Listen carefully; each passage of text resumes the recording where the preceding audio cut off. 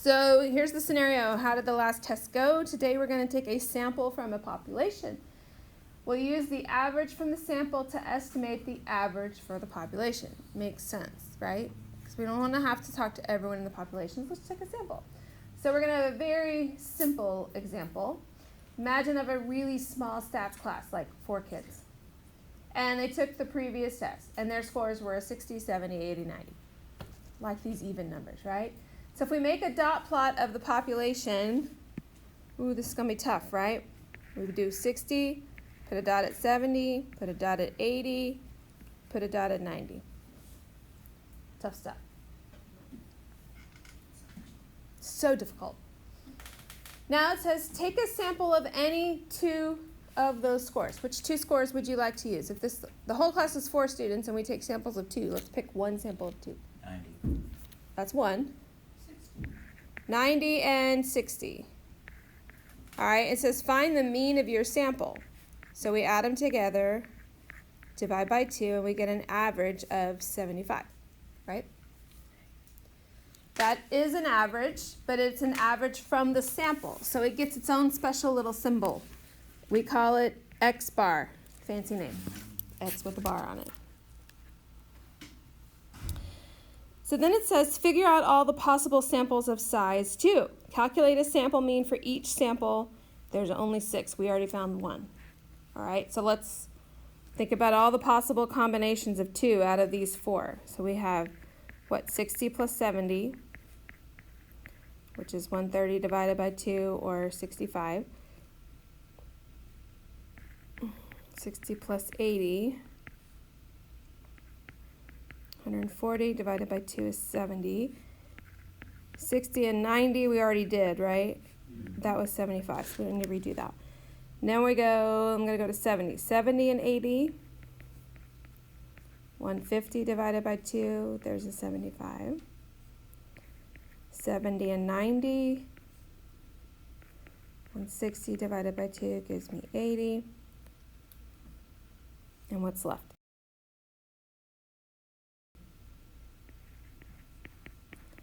$170 divided by 2, so 85. All right, can we live with that? That's not too bad, right? Okay, so make a dot plot using each of the means that we just found, these sample means. So 65 will go here, 70, 75, there's another 75, and 80, and an 85.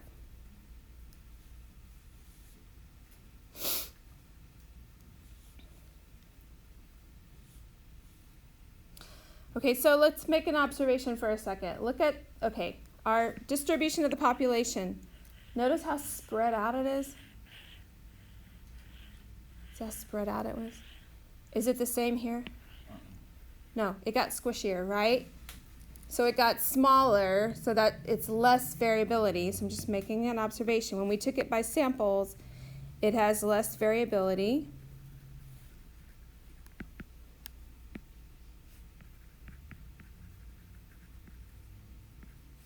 Stop being difficult.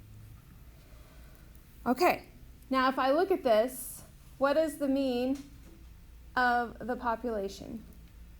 The whole population, the four original scores. So we had 60 plus 70 plus 80 plus 90. If I add them up and then divide by 4, guess what I get for the mean? 75. If I had to average these samples, what would you say the average of those samples is? 75, isn't it? So the mean of the population gets its own little symbol. The mu symbol is 75. That means I've averaged every individual in the population. This mean that we said is 75 is the mean of the X bars. Remember, every one of those is the sample mean, or an X bar.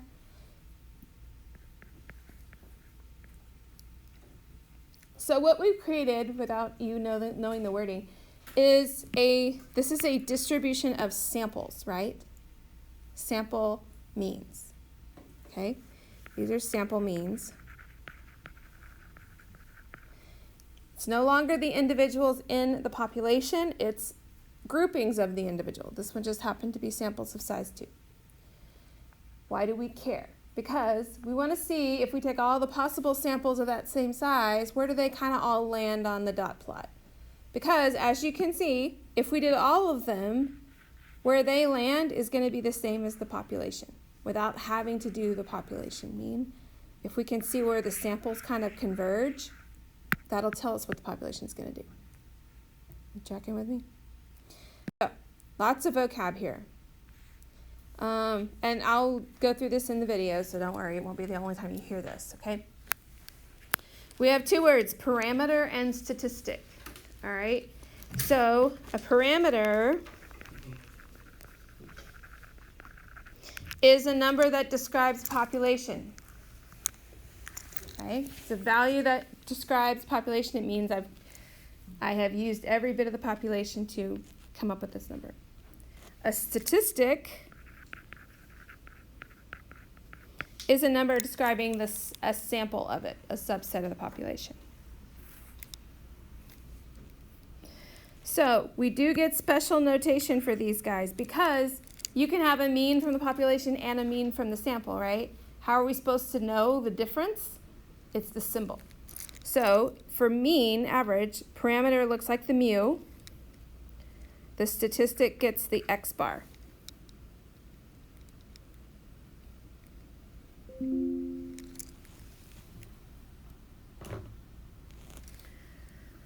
Okay, if it's a proportion, meaning a percent, proportions are a fancy word for percent in stats, okay? If it's a percent and it represents the entire population, we just call it P. If it's a statistic, it's the percent from a sample, it gets a little hat. We call it P hat. I literally have a hat with P hat on it, because why not? Okay. SD stands for what? Standard deviation. Okay, so if it's a parameter, if it's a standard deviation of the entire population, it gets the Greek letter sigma. Not the sigma you guys talk about, but the Greek letter sigma.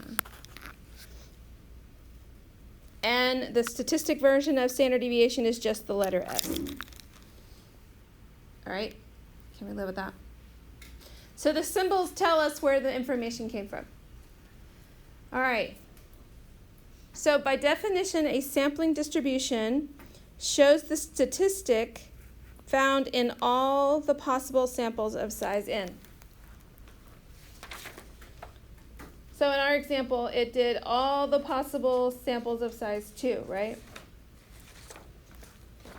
So when you do a sampling distribution, like in our case, every value we put on that dot plot was an x bar, right?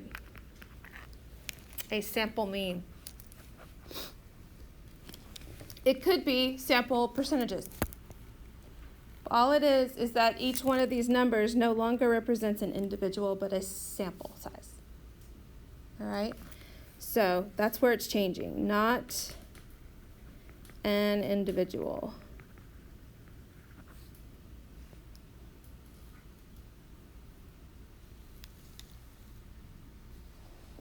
All right.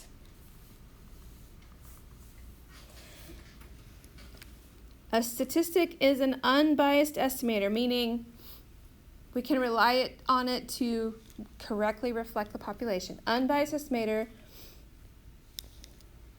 if the mean of the sampling distribution is equal to the parameter. Like what we saw, when we did all our samples of size 2, we found the averages, and the average of our averages turned out to be the exact average of the whole thing. That makes it unbiased because they matched. All right? Now, this is just introduction to sampling distribution, so it's very wordy, I get that. And then down here, when increasing sample size, the sampling distribution variability decreases. So remember, I made that point that everything was less spread out, right? If we had a big population, and like we did at one time with samples of size 2, and then another time with samples of size 30, they would be, if the 30s would be even closer together. So the bigger your sample size, the closer those values get together, which means it's a better estimate of the whole. Remember, we're trying to avoid having to go to every piece of the population, right? So bigger samples give us a better estimate of the big picture. All right, so what the heck, how does this apply? Here we go, let's try this. The James family has 5 children. Jocelyn, 8, Elise, 8, Michael, age 14, Erica, 16, and Sarah, 18. Complete the table by listing the 10 possible samples of size 2 from this population. Calculate the sample mean age for each sample. The first column is completed for you. So JA means Jocelyn and Elise, right? They're both age 8, so if I add them up, divide by 2, I get 8, right? So let's just kind of keep going down the line. We'll do Jocelyn and Michael.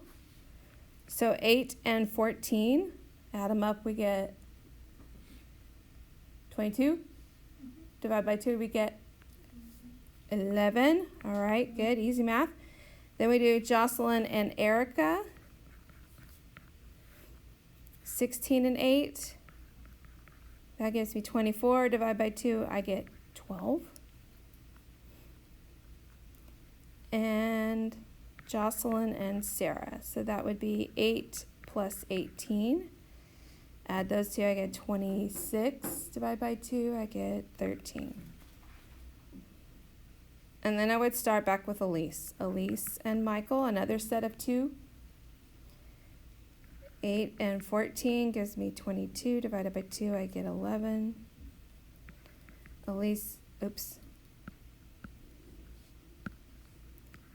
and Erica, which would be 8 and 16. That's 24 divided by 2 is 12. Elise and Sarah. So 8 and 18, 26 divided by 2 is 13.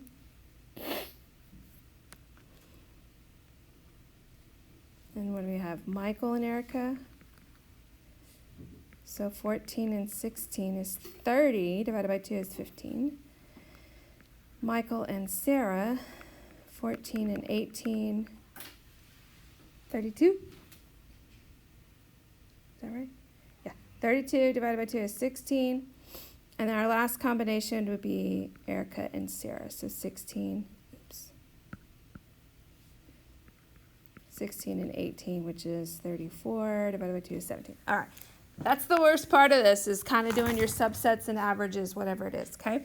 Create a sampling distribution of the sample mean of sample size 2. All right, it sounds worse than it is. All it is a dot plot. Look at our averages, all right? They go from 11 to 17, right? So we can just number them, 10, 11, 12, 13. Oh, 8, thank you. All right, 8. 9, 10, 11, 12, 13, 14, 15, 16, 17, 18. All right, and then I just make my dot plot. So I have 1 at 8, 1 at 11, 12, 13, 11, 12, 13. Uh-oh, she needs some. 15, 16, 17.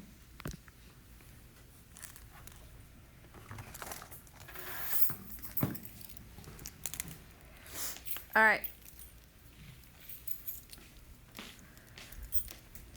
And I would label this. I would say sample means of ages by 2. One second. Sample mean age where n is equal to 2, right? We did samples of size 2. We took them in 2s.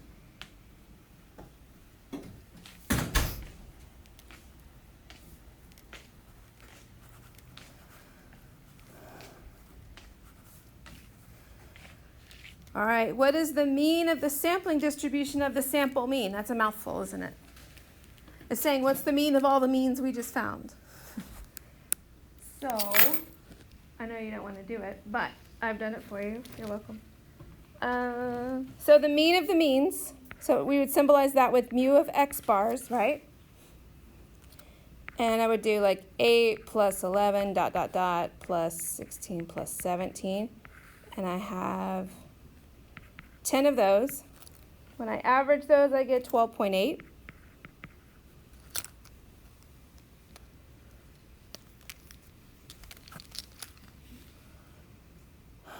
And in this case, it's silly to do this because there's only 5 children. To do the real mean, we would just add up 5 and divide by 5. But for funsies, we did it. All right, so the mean of the real ages, 8 plus 8 plus 14 plus 16 plus 18 divided by 5. Guess what it gives me? 12.8. They match.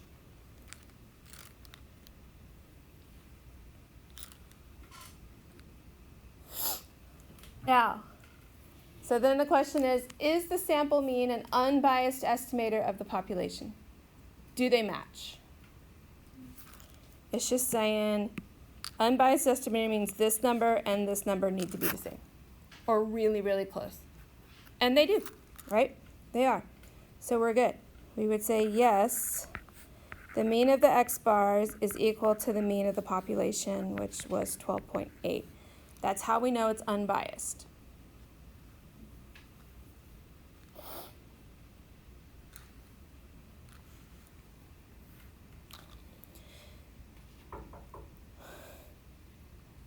So looking at this, suppose we took samples of size 3 instead of 2.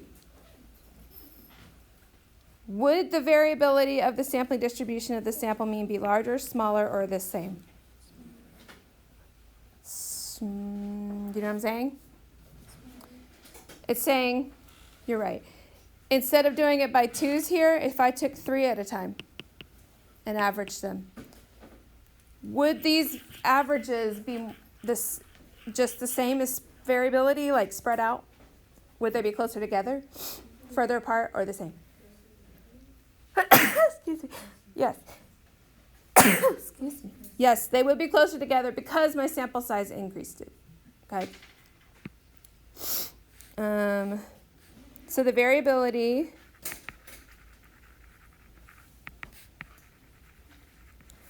would be smaller because the sample size increased. So when I say smaller, variability being smaller is like the statistical wording, but that means closer together in layman's terms, right?